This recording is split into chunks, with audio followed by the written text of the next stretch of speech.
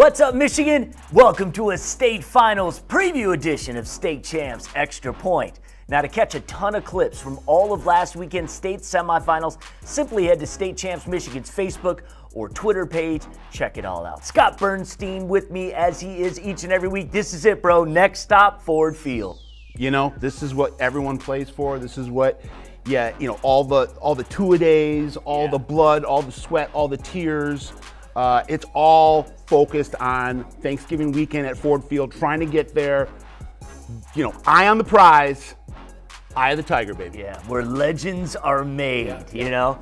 Extra Point is presented by Lawrence Technological University. Hey, there's a reason why this next incoming freshman class is the biggest one in LTU's history. People are discovering all the incredible degree programs Lawrence Tech has to offer. Some of the highest graduate salaries in the Midwest, and LTU has over 24 varsity NAIA athletic programs, including football, a program building into a strong contender in the Mid-States Conference. Recruit yourself at LTUathletics.com, but only if you have what it takes to be a Blue Devil. Scott's burning on linchpin linebackers. What a year it's been for the LBs. Yeah, there's so many thunder and lightning specials at the linebacker position this year. Guys that tackle with thunderous ferocity and then go sideline to sideline like lightning bolts. Yeah. We're going to shout a bunch of them out that are going to be at Ford Field this weekend to check out coming up. All right. Guys, the state finals are set. We're going to talk about the games in the order they will be played. So let's start with the Friday matchups. The 10 a.m. game is in Division 8. 13-0 Hudson took care of Ottawa Lake Whiteford 28-22 in the semis. They will face 12-1 Beal City, who beat Ubley 12-7. Yeah, Beal City has a monster rushing attack. Cade Block is a guy to look for at Ford Field. I believe he has over 10 touchdowns in the playoffs, going over the 500-yard mark. Hudson's got a great defense, so it should be a great battle within a schematic battle with the defensive coordinator of Hudson going against the offensive coordinator of Beal City. And actually, both teams do have strong defenses. Beal City Aggies have held opponents to 7 points or less, I believe, over the last 7 or 8 games. That same stat is true for Hudson. The Tigers have pitched 8 shutouts. Who you got winning? I'm going to take Beal City. I think that Cade Block, Hunter Miles, and that group are going to get it done. All right, I'm going to take Hudson based on what they've been able to do defensively. I think it's going to be a really close matchup. Let's move on over to the Division II game. What a season it's been for 12-1 Traverse City Central. A 56-20 win over previously unbeaten South Lyon. They will face another unbeaten and 12-0 Warren De La Salle back at Ford Field for the 4th time in 5 years. Yeah, Traverse City Central, the Josh Burnham show, the Notre Dame commit that just does everything. Probably the best linebacker in the state, but also is playing quarterback. Yeah. A guy that you need to know about at TCC, though, making their first trip to the state final since 1988, Carson Bordeaux. He is their Dylan McCaffrey, a kind of guy that does everything on offense, helping Burnham run that O. Yeah. This should just be a great matchup. De La Salle is, for my money, was the #1 team in the state overall at the end of the regular season. Good argument. Brady Drogosh, Will Beasley, guys like that do such an amazing job. Coach Ron. This is a toss-up. I mean, I think this thing's going to go down to the wire. I'm going to say De La Salle gets the dub, gets another state championship for that trophy case. But it's not going to be easy. I think this thing goes down to the final minutes. And I'm going to put a prediction out there. I'm going to say 24-21 DLS. Yeah, that'll be a great game. And De La Salle, I think 90 guys strong on that sideline, so it's crazy the depth they have. De La Salle's only been held to under 35 points twice this season. Traverse City Central has scored 55 points or more in a game 8 times. So I think it's going to be a shootout. I think that score is probably accurate. I'm going to say Warren De La Salle wins this one too. Okay, in Division 6, 11-2 Warren Michigan Collegiate making their finals debut. They beat Michigan Center 36-29 to get here, going up against 12-1 Lansing Catholic, who won the state title just 2 years ago. Yeah, so Lansing Catholic has that 1-2 punch of Joey Baker and Alex Waters, just so dynamic. A couple of Dapper Dan dandies on offense. Yeah. Just guys that really play slick football and are big-time playmakers. And we've seen it from them the last couple years. Went to the Ford Field 2 years ago, went to the semifinals last year. Yeah. Warren Mission Collegiate, first charter school team to ever make it this far. They've been knocking on the door the last handful of years, making a couple runs into the districts, into the regionals. Now they finally broke through. Deion Black is the quarterback for Collegiate. I've been shouting him out the last couple of years. I think he's got really good upside. You know, they play it close to the vest. Don't have him throw the ball a ton, but he threw a game-winning touchdown last week. You know, they got some other playmakers on offense. Tayshawn Thomas as a running back, and then Trey Redding, the brother of Tio Redding, probably the most famous Warren Michigan Collegiate commit. He is either in the NFL now or has been in the NFL. And Trey Redding caught that game-winning touchdown. So look for Black, Redding, Thomas, and that Warren Michigan Collegiate offense to be going up against that great offense that Lansing Catholic Central has with Waters and Baker. It should be exciting. I'm going to give the nod to Lansing Catholic Central in this game. I would guess maybe by 2 touchdowns. Warren Michigan Collegiate's been on our radar since they advanced to their first state semifinal back in 2017. The most successful charter program to date, as you mentioned. Only a matter of time, I felt, before they were going to get that first championship. Lansing Catholic's only loss was to the D7 state finalist Pewaukee, Westphalia, and that was a 5-point game. Throughout the entire playoffs, the Cougars have given up only a total of 34 points. That's why I think they're going to be the victors in this one. But we'll see. We'll see. Finally, the Friday nightcap is in Division 4. 13-0 Hudsonville Unity Christian, who handed it to Edwardsburg in the semis, 56-8. They won the D5 title back in 18. They face undefeated Chelsea, who got by Freeland 30-27. First finals appearance since they were the D4 runners-up in 2018. So Hudsonville Unity Christian, their offense is a machine. Going towards the MHSAA all-time single-season scoring record. Cam Chandler is in the captain seat of that offense at quarterback, looking really good. And then Chelsea, you know, I love the Chelsea Bulldogs. You got Cool Hand Luke Dunn at quarterback. Dunn has been pinpoint precision this year. Trent Hill, one of the best running backs in the whole state, coming out of the Ann Arbor area, just moving, grooving, slicing, dicing. And then on defense, that Chelsea Bulldogs defense, goal line stand to win the semifinal and punch that ticket to Ford Field. Carson Gray, a name that you need to know. I'm going to talk about him when we talk about linebackers. Fantastic. You know, Hudsonville Unity Christian has just 7 losses total over the past 4 years, and one was a COVID forfeit in the playoffs a year ago. They've scored 751 points this season, so expect this to be a good battle. Bulldogs with just 6 losses over that same span over 4 years. Just consistent winners, no longer in Division 3 where they fell to River Rouge in the postseason the last couple of years. 4 straight Final Fours and 2 finals for the Bulldogs. No title just yet, but Hudsonville Unity Christian, there's something about that program. This is going to be a close game. Yeah, who are you taking? I'm going to roll with Chelsea. Okay. But I think this thing, again, goes down to the wire. Okay. I wouldn't be shocked if we have another goal line stand or another big-time defensive possession from the Bulldogs to win this state. All right, so I'll take Unity just for the sake of argument, but I think it is going to be that close.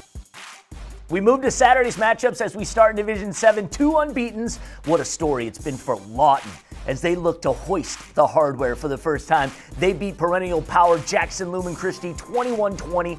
They take on the juggernaut Pewaukee, Westphalia. 3 state titles in the last 6 years. Yeah, you know, PW, the gold standard for small school football right now. And you know what? Everything's coming up roses right now. They got a lot of their guys that have been injured coming back. Cam Cook, the quarterback, is back in the saddle, leading this team into Ford Field. That's exciting for PW. When you have, you're talking about Lawton, you're talking about the ultimate Cinderella story right now, a team that not a lot of people knew about before the playoffs, but you need to know about them because they got the Jonathan Taylor of the MHSAA right now in Jake Roof. 49 touchdowns, leading the entire United States of America in trips to the end zone for the 2021 high school football season. You know, if he can somehow put this team on his back and maybe pull off another 4 or 5 touchdowns, Lawton might have a chance But, you know, I think PW gets this win. And for Lawton, it's really, I hate to talk about moral victories, but it's a victory for the Lawton program just to get this far. It is, and they've been unbelievable this season. And Landon Motter is another kind of sleeper quarterback that you should know about. He's been a big reason that Lawton has been able to go so far in addition to that great running. I mean, Lawton has steamrolled opponents this season until last week when they just slipped past Lumen Christi. Now, if you erase the COVID year, Pewamo Westphalia has been one of the top football programs since 2014. Really in the state? Yeah, 6 Final Fours. This year makes 5 trips to Ford Field, and this would be their 4th title in 7 years. The Wham, baby.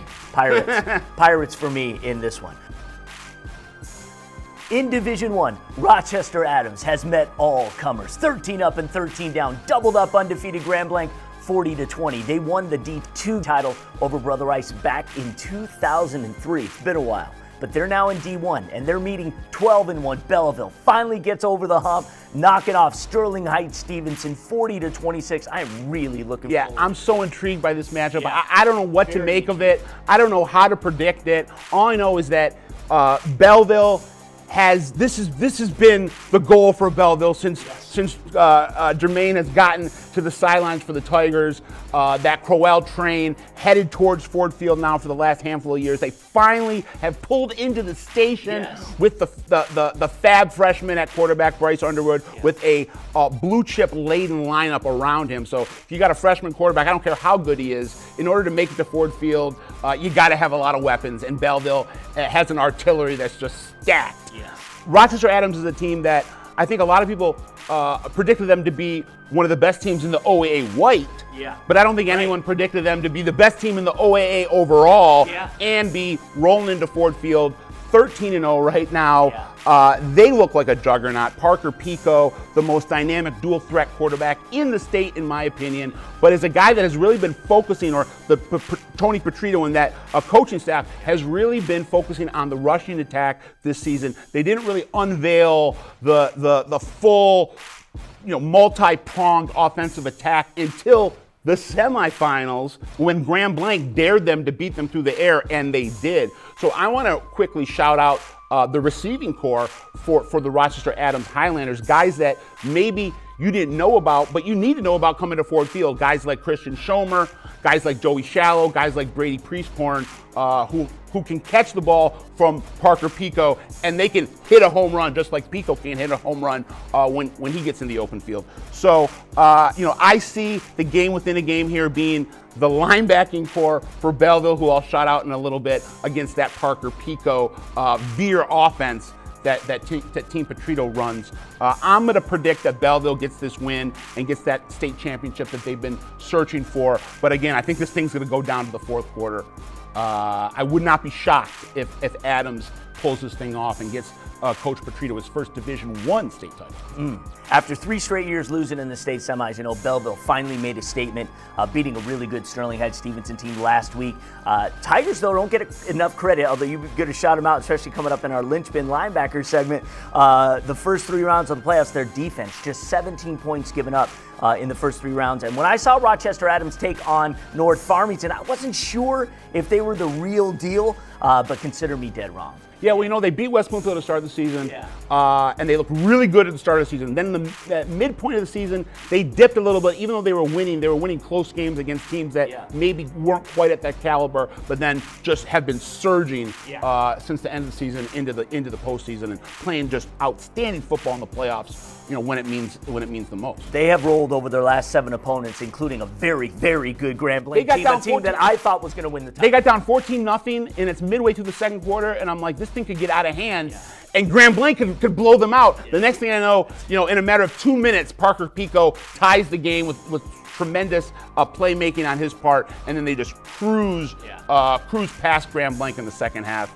Just really killed their spirit. Well, I'll tell you what, that veer is a tough offense to figure out. I think Belleville's got the horses to do it on defense, but I'm going to take Adams in a surprise win. Parker Pico is just so elusive and electrifying. He's going to play baseball at Alabama, but I'm telling you, man, as a quarterback, as a guy that can do it with his feet and do it with his arm, there aren't any better in the state of Michigan, in my opinion. In D5, 13-0 Marine City back into the championship game since winning it in 2013. They took care of Portland 27-7, but here comes Grand Rapids Catholic Central, undefeated, the defending D5 state champs. They also won D4 titles in 16, 17, and 19. They blanked Frankenmuth 35-0 to get here.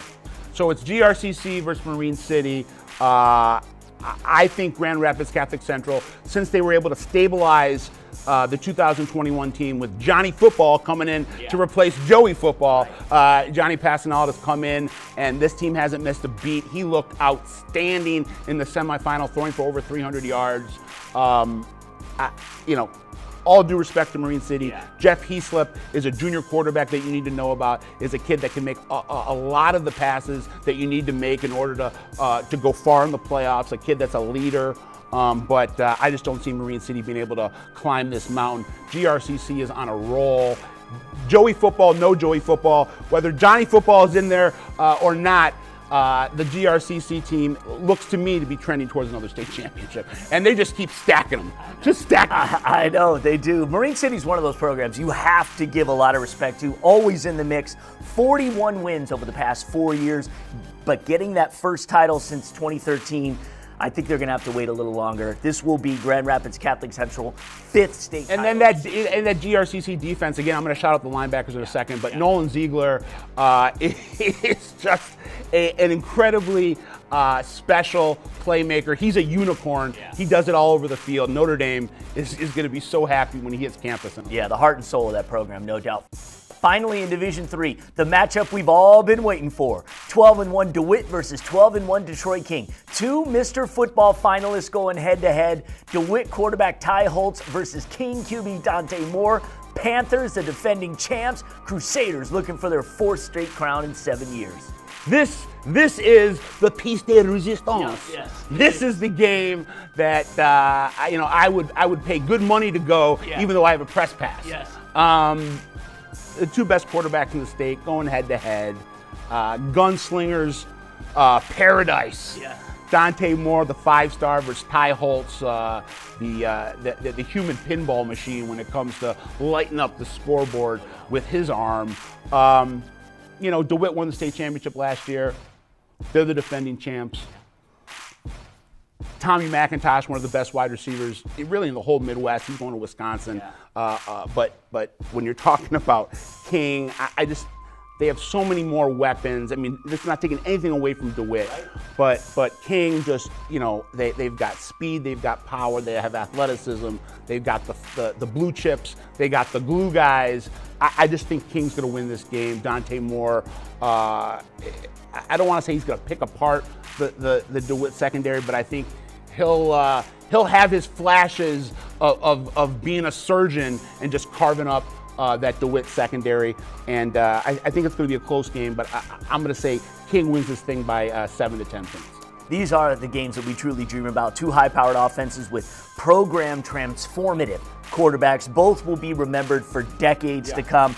And Ty Holtz is going to the Ivy League. He's going to play at Brown. And don't be shocked if in a year or two from now you're hearing about Ty Holtz setting the Ivy League passing records on fire. Some crazy, you know, top 10 highlight on ESPN. They're like, check this guy out. And it's a great fit for him. Yeah, really, it is. It is. The Ivy League is just kind of tailor-fitted for someone like Ty Holtz to come in there and just unleash the cannon. Those are just two of a number of incredible players on both teams. You're going to see a lot of guys who are going to play at a high level at college. And I'm going to shout another one out. Okay. When we talk about linebackers. Okay, all right. I think we're going to see something really special Saturday night. Hey guys, Extra Points also brought to you by the Michigan High School Athletic Association. Officials are needed, people. Become an official. Go to MHSAA.com for details. Help wanted? Just whistle. I also invite you to listen to the Extra Point Companion audio podcast wherever you get your podcast. Speaking of Detroit King, Scott and I had a conversation with King head coach Ty Spencer to talk everything Crusaders. Here's a sample of that interview. Right off the bat, you head to Indiana. You fall to one of the best teams in that state in Carmel. Yeah, but it was at a Hail Mary at the last second. Right, you lose on a Hail Mary. So I'm curious, can you talk about what effect that game had on your team? Did it galvanize you in any way? Because you guys have been virtually invincible at times on both sides of the ball since. Yeah, I mean, it was definitely a learning curve for us. Like, we play those games for a reason, those tough games, and it really helped us. It was a great atmosphere for the kids, and I just think, like, overall our group they just learned from that game, man. I mean, Carmel was a great team, great program. I didn't know they had 6,000 kids over there, man. I thought it was like 2,000 kids or something. No. Now they got 6,000. So, but it was fun, man. We learned a lot, though. And we grew up, too. Defensive backs grew up, and, man, the play of our quarterback was amazing that game. So, offense was just on point, all cylinders. The entire interview is available on the Extra Point Companion podcast. Our podcast platform of choice is Spreaker.com. Just search State Champs Sports. You'll see all of them there. And since we talked the Mr. Football race, we thank Hungry Howie's for not only sponsoring the Mr. Football and the Amble Award, but also for sponsoring Extra Point. If you order any meal at HungryHowies.com, enter the promo code CHAMPS, you get a free order of Howie bread. Scott Burnstein is burning on the men in the middle, the linebackers. Who would you like to shout? Well, there's just so much 24-karat magic that's going to be on the field at the linebacker position at Ford Field this weekend. I got to shout him out. So let's start with Josh Burnham, the total package, best linebacker in the state, speed, power, athleticism, intelligence. This guy just checks all the boxes. He's going to Notre Dame. He gives his TCC squad a great chance to go win a state championship. And then let's talk about the #1 team in the state. Born de La Salle, Will Beasley, the best motor in the state. This kid gets to the ball faster than anyone I've ever seen. He's a tackling machine. Last year at Ford Field as a junior, had 17 tackles and a loss in the state finals. He's going to Princeton, just a force of nature every snap. Go over to Rochester Adams, Tate Pico and Rocco Orsini, just the picture of versatility. Pico had a major fumble recovery that set up his brother Parker's touchdown to get that rally going against Grand Blake in the semifinals. Then he had a game-sealing pick six he took to the house in the final minutes to win the game. Rocco Orsini, another one of these guys that is just the definition of gritty and gutty. Love those two at the linebacker spots for the Highlanders.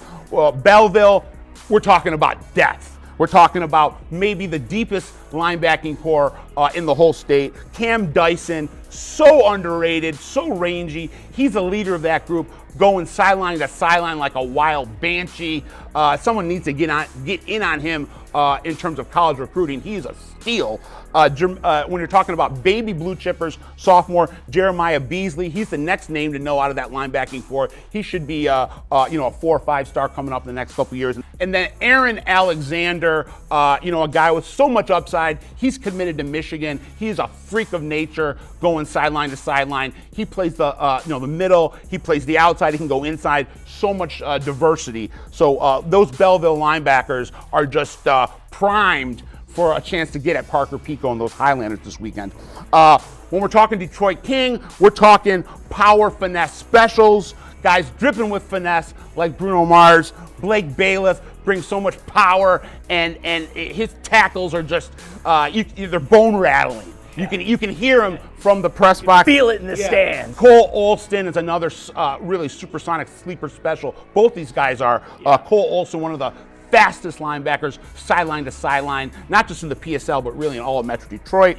Chelsea, you got Carson Gray. I mentioned him before. Love this guy. He's the ultimate competitor. He's just tough as nails, has so much gridiron IQ, leadership, has a lot of presence out there. He's leading the Bulldogs. At DeWitt, you got Bryce Debris, another guy that he can line up and rush the passer. He can line up at middle linebacker and call signals for the defense. Debris is just has a lot of fundamentals, a lot of heart. He's technically sound, and he is kind of the counterbalance to Ty Holtz and Ty McIntosh on that offense. He holds it down on defense. And then finally, let's shout out Grand Rapids Catholic Central and that linebacking core. Nolan Ziegler, the Notre Dame commit, he plays that hybrid where he kind of comes from the safety spot into the up to the box, helping those linebackers. Brady Redmer and Jack Cook. Those are two guys that, they bring the pain, they bring the noise every snap, and them and Ziegler put together make one hell of a linebacking package. Yeah, absolutely. Hey, we want to congratulate our Final Four in Mr. Football. Kings Dante Moore, DeWitt's Ty Holtz, Chippewa Valley Cephas Harris, and the online vote winner from Rockford, Zach Ahern. Also, shout out to our Anvil finalists, Sterling Heights Stevenson's Jordan Kwiatkowski, West Bloomfield's Michael Williams, Grand Rapids Catholic Center's Nolan Ziegler, and the online vote winner from Traverse City Central, Josh Burnham. Good luck to all teams in the state finals. Check out our recap of the state finals next week. I want to thank Scott Bernstein for another outstanding season. I'm Lauren Plants, and we'll see you. State Champs Extra Point, presented by Lawrence Technological University and Lawrence Tech Athletics. For everything LTU, visit ltu.edu. You can recruit yourself to any of Lawrence Tech's collegiate athletic teams by visiting ltuathletics.com. Also brought to you by the Michigan High School Athletic Association, promoting the value and values of educational athletics. Detroit Medical Center Physical Therapy and Sports Medicine. Do you have a sports injury, or are you just looking to take your game to the next level? Go where the pros go. Visit dmc.org/gamechangers. And Hungry Howie's, famous for flavor.